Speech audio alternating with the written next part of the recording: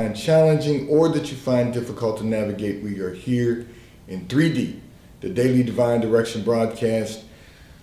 You may call or text every day now on the T-Mobile caller text line to address whatever topics you might like to discuss, whatever issues of life you find challenging or that you find difficult to navigate. We are here because God is concerned about that which concerns you.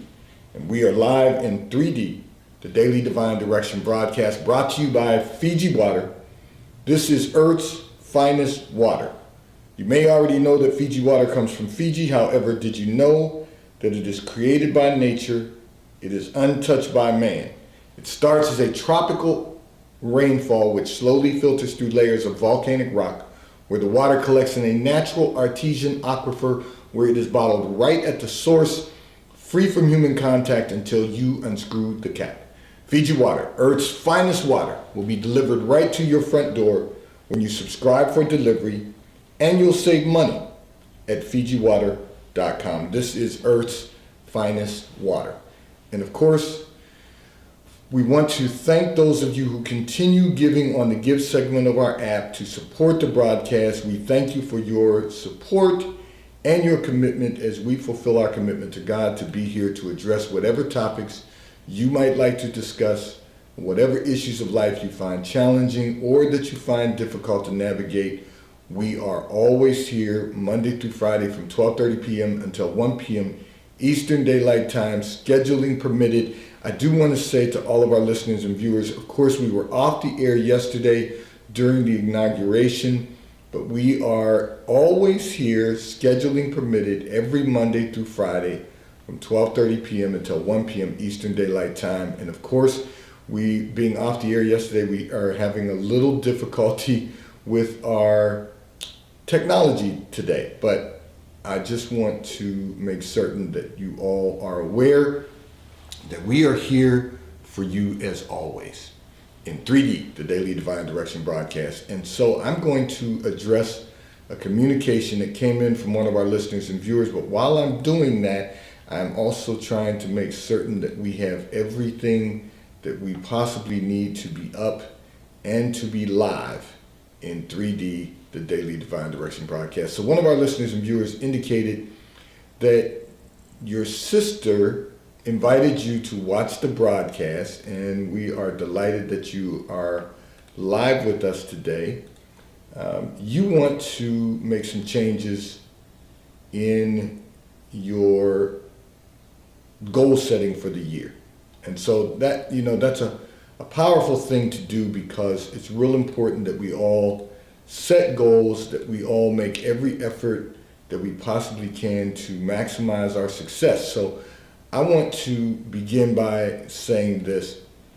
It's going to be real important that we are doing everything necessary to maximize our success. It's going to be real important to make certain that we're doing everything that we possibly can.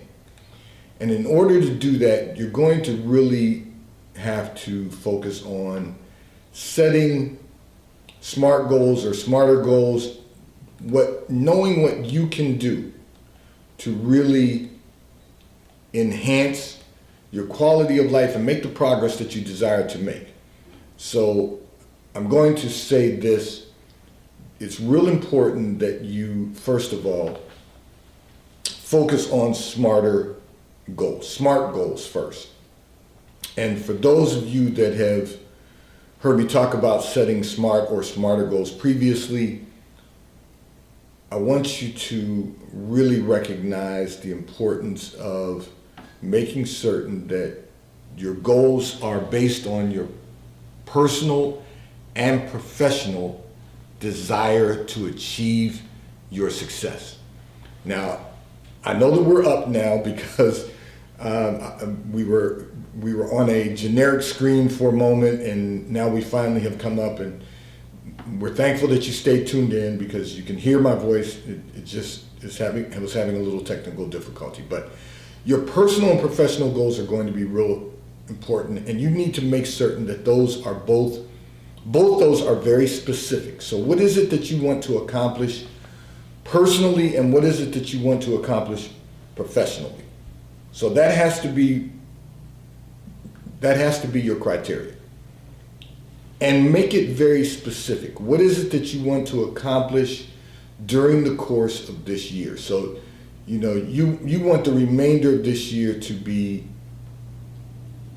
a year that you accomplish more than you've accomplished any year before. So, how do we go about doing that? We go about doing that by making certain that we are very specific with the goals that we set. And then those goals have to be measurable. So you have to be able to measure the outcomes. You have to be able to set the goal, and then it has to be able to be measured throughout the year. What am I accomplishing every month? What am I accomplishing every quarter? So that by the end of the year, you know exactly what you've accomplished. So it's going to be real important that we are able to set measurable goals. And they can be short term for the first year. They can be, I encourage everyone to write a 7-year plan, a 14-year plan, and a 21-year plan. So you've got to be able to measure goals throughout. So, I'll give a very, very good example of that. Our Achievers Academy has been operating now for 15, well, this is our 16th year now. And we've been able to measure goals throughout. So professionally speaking, you're constantly measuring what you accomplish throughout the term. So in your case, because you're working off of a 1-year plan right now, you want to make certain that you measure your goals every month, every quarter, so that at the end of the year, you can sit down and say, this is what I've accomplished versus what the goals that I set. And you want to make certain that you set goals that are attainable, that they're short-term attainable, they're mid-term attainable, and they're long-term attainable. That you can attain the goals that you have set, both personally and professionally. So sometimes we set goals that are not attainable because there are other parts to the equation. We have to recognize that whatever equation we set in place, that as we're working the equation, it's something that we can attain the goal. So you have to make certain that your goals are attainable, that they're relevant, right? That they're relevant to what you do every single day. One of the things that challenges me as a pastor is that I hear a lot of people, not necessarily in my church, but I hear a lot of people from around the world who are searching for spiritual guidance, and I hear from them, and one of the things that I notice often is that they move from one goal to another, and they're not always relevant, meaning this: they may have a career path with a trajectory that will lead to success, and once they accomplish anything in that career, they want to move on to something else. I want to go from being a marketing person to becoming an engineer. I'll use that as an analogy. Can it be done? But you'd have to go back to school. You'd have to really work on mastering your talent. You'll have to find ways to really ensure that you are getting everything done that you can possibly accomplish and achieve the maximum success. You can't do that shifting gears. You can't do that being all over the place. You have to really focus on what you're doing, what you've been assigned to do, and whatever goals you set, they have to be relevant to that. Now you might say, well, Pastor, what if I want to change my career at some point? Okay, if you change your career at some point, then everything you do from that moment forward has to be relevant to the career change you've made. So one of the things I often tell people is that you're not going to maximize your success if you're all over the place. You've got to set goals that are specific, measurable, attainable, and relevant. They have to be relevant to what what's attainable, they have to be relevant to what you're measuring, and they have to be relevant to what is specific, the specific goal that you want to accomplish, both personal and professional. And then everything has to be time sensitive. So when I say time sensitive, it doesn't mean it has to happen today. What it means is you have to set time periods. Now, I gave you an example of 7-year plan, 14-year plan, and 21-year plan. And that's what we set for, and then worked beyond that. That's what we set for our Achievers Academy. But it took us 2 years to develop the plan for what it was going to look like 21 years later. And we've worked the plan. That's why we're now in year 16. And I say that to say everything has to be time sensitive. So we decided, okay, we're going to take these 2 years and we're going to develop our strategy based on what the needs are regarding education, regarding affordable housing, regarding healthcare. Those are the three things that we focused on.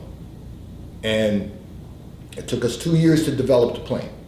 But the plan was not just, the plan was for the immediate launch, and then the plan was for the 7-year period, the first 7 years, 14-year period, the second 7 years, and then the 21-year period, so the third 7-year period. And I'm saying that to you to say that even though you're talking about this year, even though you're talking about what you want to accomplish this year, you've got to develop your plan on SMART goals. And everything has to be time sensitive. What do I want to accomplish this year? What do I want to accomplish over the next 3 years? What do I want to accomplish over the next 7 years? Everything has to be time sensitive. And then you've got to manage that time. And then once you've accomplished that, because I don't want to leave out the rest of our listeners and viewers, once you've accomplished that, you've got to go to the next level, which are smarter goals. So then you go back and you evaluate what you've accomplished, evaluate your measurables so that you know how you can, here's the R, readjust to be even more effective and more efficient. What can we do to make it scalable? What can we do to have a much broader reach? So for me as a pastor, part of my philosophy for that is the prayer of Jabez, enlarge my coast. So how can we make it scalable? How can we have a much broader reach? How can we reach both nationally and internationally? So you have to go from one level of creating SMART goals to the next level of creating smarter goals. And that has to be our plan for not only creating success, but then for maximizing our success. We have to really focus on maximizing our success so that we can then get to the next level in God where we experience the fullness of God. And when we experience the fullness of God, then that spills over onto the lives of others.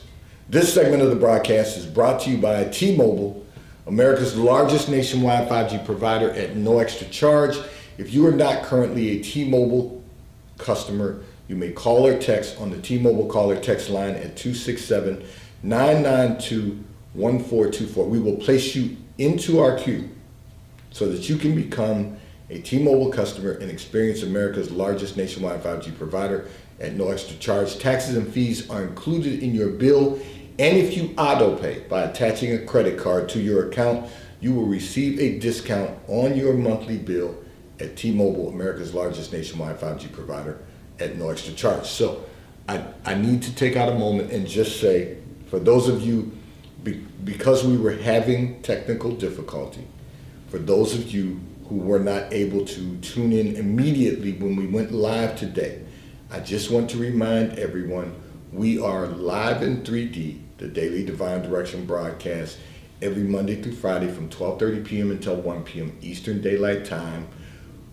scheduling permitting, to address whatever topics you might like to discuss and whatever issues of life you find challenging or that you find difficult to navigate. And we are here, brought to you by Fiji Water, Earth's finest water. I want to address another communication that came in from one of our listeners and viewers who indicated that your husband constantly complains about how complicated it is for you to get dressed in the morning. It has now been a problem during the pandemic, and you have now returned to the office. So, it's very interesting. People are starting to return to the office. Some people have already returned to the office. People got accustomed to doing certain things during the pandemic. Now,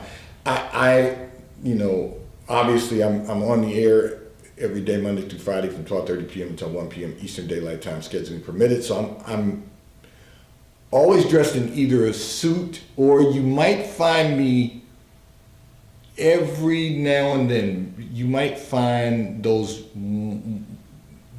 moments where I might be dressed down casually. Doesn't happen often, but I might be dressed down casually. Some people have dressed down at work, and so you're able to go to the office one day a week where you're dressed down. I don't do that generally, but some people do that. You're in a professional environment, and your husband, you say he's complaining constantly about how long it takes you to get dressed in the morning, and you recognize that it is a problem now that you're returning. Here's the thing. You've been working in your pajamas unless you have a Zoom call. A lot of people are doing that, and I think we've got out of the practice of recognizing how important it is. I realize people saved a lot of money on makeup and hair and all of those things, but the reality is that when you are a professional, you have to present yourself professionally. Now, your husband's not complaining about your appearance once you're done. His issue is that you are taking forever to do it. We all have to be more efficient. And so, I'm going to kind of walk you through this. I'm going to give you examples. So, my walk-in closet, my suits are on one side of my closet. My shirts are on the back wall of my closet. And one of the things that I do to be more efficient, because I have a full schedule, is that whatever suit is next in line is the one I'm going to wear. And then all I need is a shirt that goes with the suit and a tie that matches with the shirt and suit. So my tie rack, which spins around, well, one of them spins around, the other is stationary. But I've just got to select a tie. And the tie rotates just like the suit does. So if I take a tie off and see, I'm letting you into the world, so you'll notice even in the broadcast, I'm not constantly wearing the same things. And the reason is because when this tie comes off today, it goes to either the end of the line or the end of the spin. And in this case, because I know where this hangs, it goes to the end of the line. The suit goes to the end of the suit line. The shirt comes off, goes to the dry cleaners. Okay. Someone asked me once, well, what if you don't feel like what's up next?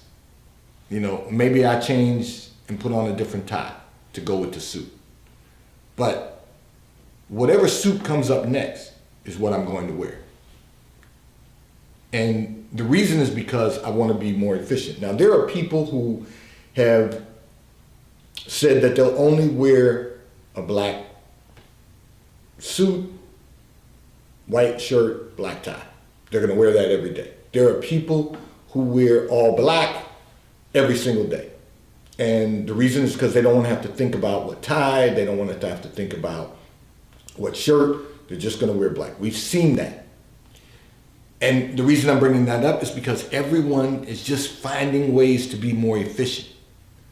So if you're going to eliminate the contention, you might want to try developing a method where whatever you wear today goes to the back of the line. And I realize, and I'm going to get some emails about this, and it's okay because I always love receiving your emails. You can always communicate with me, as always, at newlifepastor@comcast.net. You can call or text on the T-Mobile call or text line. But I'm going to say this because I'm going to receive some emails saying that it's harder for women to do that. And the reason is because some days you don't feel like wearing certain things. Well, here's the reality. If I put on something that I don't feel is the color I might like to wear today, what is it going to hurt if that suit's up next, or that dress is up next, or that blouse and slacks is up next? It's not going to hurt anything. It's not going to damage my psyche. Because if I'm feeling, listen, we always want to take our emotions out of the equation. If I'm feeling that delicate emotionally about what color I'm going to put on today, then I got a bigger problem than just what am I going to wear today. So all I need to do is focus on being efficient and maximizing the time. You know, whether it's some version of brown, whether it's some version of gray, or whether it's some version of blue, or whether it's black, whatever's up next, I'm going to wear. And the reason is because our goal is to be efficient. If we're spending a lot of time trying to decide what we're going to wear, we're wasting time that could be more productive, that will allow us to maximize our revenue, which will allow us to maximize our success. The list goes on and on. Now, for women, I realize you've got hair and makeup to do, which does take longer than us men. Okay. So you have to set enough time aside to do what needs to be done so that it comes out the way you want the presentation to come out, the way that you want it to come out. Now, no place in your communication that I hear your husband complain about your appearance once it's done. He's just complaining about the inefficiencies. What can you do to be more efficient with hair and makeup? I don't have an answer for that one because that's not something. Listen, I just wanted to respond to the communication that you sent. It's been sitting in the queue. I wanted to respond to it. I don't have an answer for what you can do to be more efficient with hair and makeup, unless there's something you can do to make sure that you minimize the damage at night and you set enough time aside in the morning to get it done effectively and efficiently. I don't have an answer for that, but I can help you with the issue of getting dressed, and that is line up everything in your closet. I line everything up by colors. So if I'm wearing something in the brown family today, in this case bronze, I'm not going to be wearing that color tomorrow, because the next suit in the rotation is going to be a different color. We just have to find ways to be more efficient in every aspect of our lives so that we can maximize our success, experience the fullness of God, and maximize the fullness of God in all of our lives. This segment of the broadcast is brought to you by Charles Tyrwhitt, located in London, the UK. They also have stores in New York, Chicago, Washington, D.C., and at the King of Prussia Mall in King of Prussia, Pennsylvania. So if you are in any of those areas, check for their store hours, stop in at their retail stores. They have everything that a man could possibly need: shirts for men, ties for men, suits for men, and accessories. If you're not in any of those areas, you can order from Charles Tyrwhitt at ctshirts.com. They will ship and deliver right to your front door in an appropriate period of time. And The White Company, located in London, the UK, they also have a store on Fifth Avenue in New York. If you're in New York, check for their retail hours, stop in at their retail store. They have everything that you could possibly need: home goods, clothing for men, women, and children. And if you're not in New York, you can order from The White Company at thewhitecompany.com. www.disruptiongroup.com. I'm going to address another communication that came in from one of our listeners and viewers who indicated that you are searching for a business partner to launch a new business venture. The concept is going to disrupt the entire industry that you've chosen to pursue. However, you're not certain how to access a partner. So, it's very interesting. We had a conversation with our niece yesterday evening about her business development and about being able to pitch to investors and so forth. First of all, you want to make certain that your search for an industry partner lines up with your intent to disrupt the industry. So there's a couple of components that are going on here, and I want to address them. I'm thankful because God allowed me to see in that secret place of your life. You're not interested in disrupting the industry just for the sake of disruption. So I'm a person who always says that disruption should enhance the quality of life for mankind. Disruption should change the way we do business to make it more effective and more efficient for mankind. It should have an impact on society. Disruption shouldn't be designed just for the sake of disruption so that we can make money. It should make everything more effective and more efficient for our society, for mankind. It should enhance the quality of life. So I'm not interested in disruption for the sake of disruption, and that's not what you're pursuing.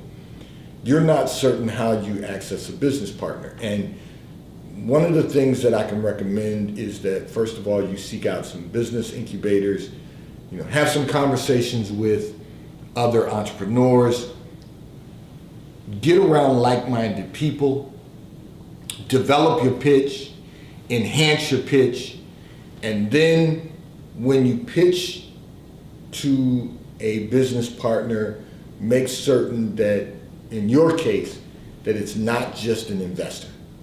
First of all, you're going to have to sacrifice some equity. Second of all, you want to make certain that someone comes in that brings some expertise that you don't currently have, that you don't currently possess.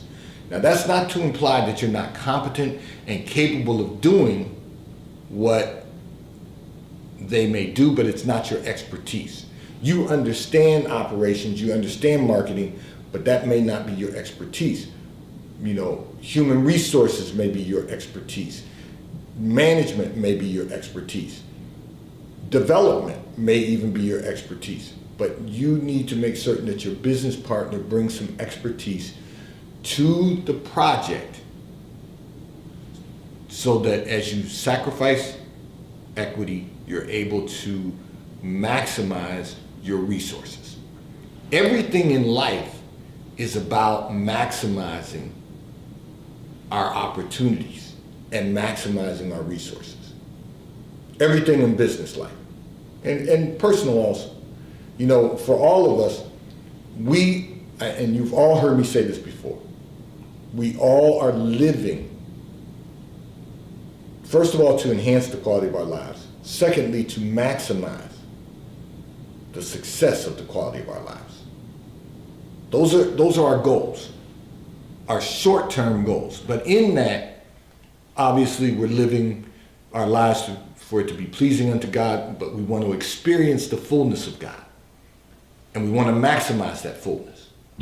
So even in business, you have to take those steps into consideration. Even in business, you have to say, okay, I want to make certain that if I'm going to search and select a business partner, that partner has to be someone who's bringing, in this case, has to be someone who's bringing some expertise to the table. And it's going to work side by side with me to ensure that our business has the opportunity to